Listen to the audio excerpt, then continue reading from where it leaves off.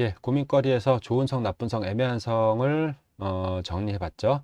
예, 그 기준이 되는 생명의 기준이 되는 생명의 축복으로 주신 하나님의 말씀, 성경 진리를 보도록 하겠습니다. 예, 이 부분도 이제 16페이지에 있는 건데 한번 크게 보겠습니다. 하나님은 성을 왜 만드셨을까요?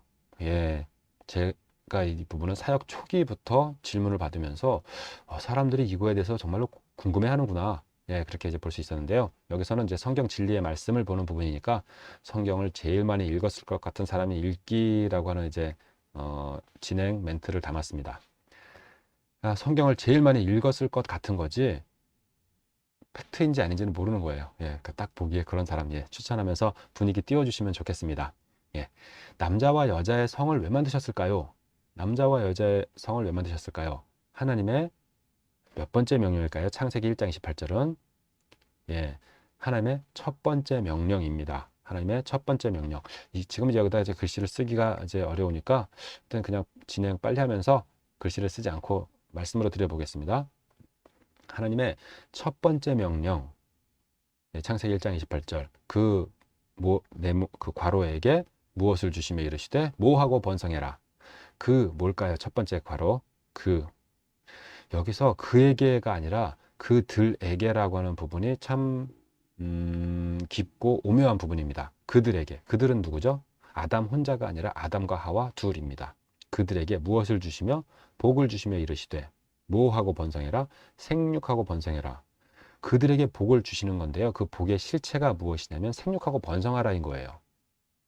그러니까 여기서 그들에게 복을 주신 이것은 생육하고 번성하는 것이다라고 하는 게 연결이 되는 거예요. 야, 너에게 복 줄게. 응, 그래, 복 줘서 고마워. 이건 그냥 말만 하는 거죠. 내가 너한테 복 줄게. 그러면서 금덩어리랑 집이랑 차 줄게. 그러면 복이라고 하는 어떤 그런 그 실체는 집, 차, 돈인 거예요. 그죠? 하나님께서 그들에게 복을 주시며 이르시되 생육하고 번성하라. 복의 실체가 생육하고 번성하라입니다. 그럴 때 생육하고 번성하려고 그러면 무엇이 필요한가요? 성, 섹스. 하나님께서 인간에게 첫 번째 명령을 주시면서 생육하고 번성하라고 하실 때 성관계, 부부의 성, 섹스를 축복으로 주신 거예요. 하나님의 나라를 세우기 위해 에덴 동산에서 축복으로 주신 최초의 명령에는 반드시 성이 필요하다는 것을 꼭 기억하시기를 바랍니다. 이 부분이 성경 말씀을 통해서 성을 볼 때 정말 중요한 핵심 포인트 시작입니다.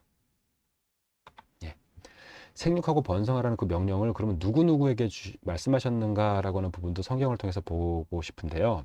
창세기 1장 28절 첫 인류의 조상 아담과 하와에게 말씀하신 것은 정말로 다 알 거예요.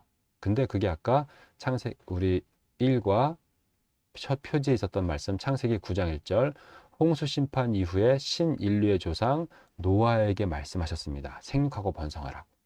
그리고 창세기 22장 17절 믿음의 조상 아브라함에게 네 후손이 바다의 모래처럼 하늘의 별처럼 많아지리라 라고 하시는 말씀 생육하고 번성하라는 것과 같은 맥락이죠. 그리고 이삭에게도 하늘의 별처럼 바다의 모래처럼 많아지겠다라고 하는 말씀.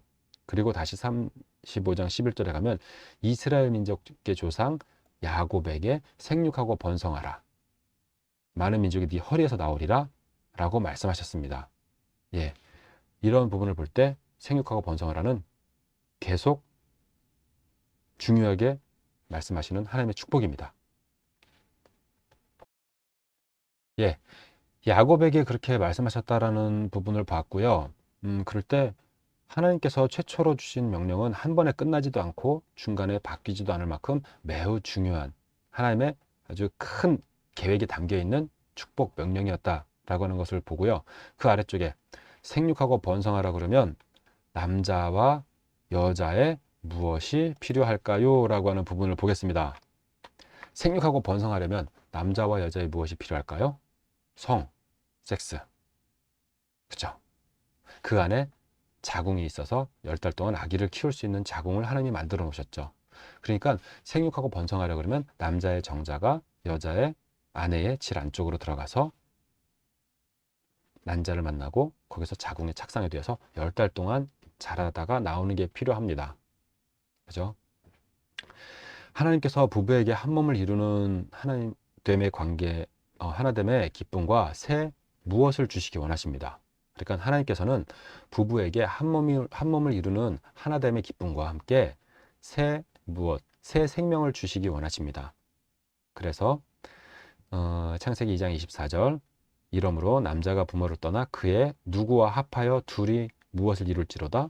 여기서 그의 여자와가 아니라 그의 아내와 합하여 둘이 한 몸을 이룰지로다 라고 하는 말씀입니다. 여기서 제가 그의 여자와 합하여 둘이 한 몸을 이룰지로다 라고 이렇게 제가 강의 때 이렇게 자신 있게 이렇게 얘기를 하면 사람은 네, 맞아요, 창세기 2장 24절은 그 말씀이죠 라고 생각하는 경우들이 많은데요, 절대로 그렇지 않습니다.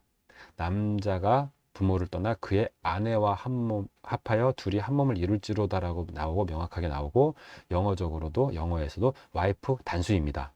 예, 이런 부분은 정말 좀 뭐 어렵지 않지만 이렇게 자세히 보면 정말 하나님의 뜻이 그렇구나.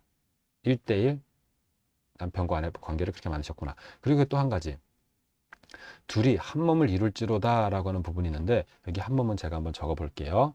예, 한 몸을 이룰지로다 라고 하는데, 한 몸, 남편과 아내가 부부관계를 한다고 한 몸이 되나요? 그건 아니잖아요. 부부관계를 해도 남편은 남편이고 아내는 아내로 살잖아요. 그죠? 그러면 둘이 합하여 한 몸을 이룰지로다 라고 하는 그 말씀은 우리가 성취할 수 없는 말씀일까요? 그렇지 않다라고 하는 사실을 명확하게 발견했습니다. 왜 그렇지 않을까요? 그의 아내와 한 몸을 이룬다라고 하는 그 말씀이 성취됩니다. 어떻게? 남편의 몸, 남자의 생명의 모든 설계도가 담겨 있는 정자가 아내의 몸으로 가게 되죠. 그러면 아내의 몸에 있는 남자 그 생명의 세포가 둘이 만나서 어떻게 되나요? 하나가 됩니다. 하나가 되어서 온전한 하나 46개의 염색체가 있는 온전한 하나의 세포가 돼서 거기서 다시 2분배기, 4분배기, 16분배기 막 등등 쭉 되면서 새 생명이 됩니다. 뭐예요? 한 몸이 된 거예요. 그 한 몸 어디로 갔나요? 엄마 몸속을 나와서 지금 여러분들과 제가 이렇게 한 몸이 되어서 살고 있잖아요. 그죠?